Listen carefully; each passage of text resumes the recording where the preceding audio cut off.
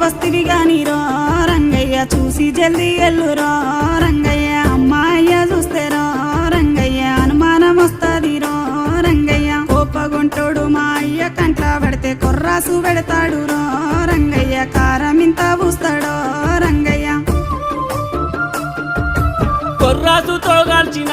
మంగమ్మ ఇష్టంగా భరిస్తనే మంగమ్మ కారమెంత పూసినా